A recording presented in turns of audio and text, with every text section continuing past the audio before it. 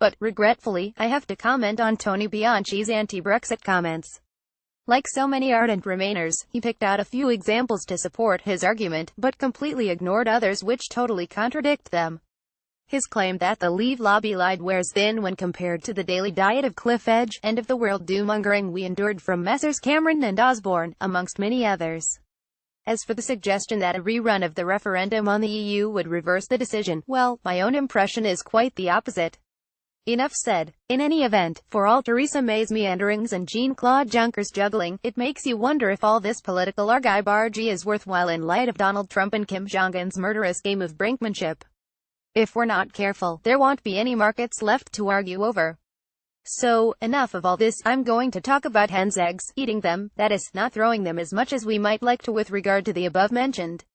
With nary a feather in sight, the man-made chicken's egg has arrived and, although researchers in Italy have spent 18 months to create the right consistency, shape and flavor, it is not clear whether they provide the tasty choice provided by the real thing. Do they free up well, for example, and, if they do, can you achieve that deliciously crispy ring round the edge, I wonder, or is it all a rubbery duck then? Of course, there are boiled eggs.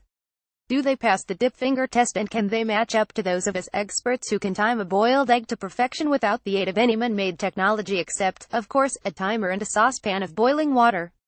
And what about the satisfaction of cracking open the hard but oh so delicate shell? I don't even know if there is one, a shell that is. It could be a soggy, rubbery, bouncy sort of thing, more suitable for a squash court than the dinner table.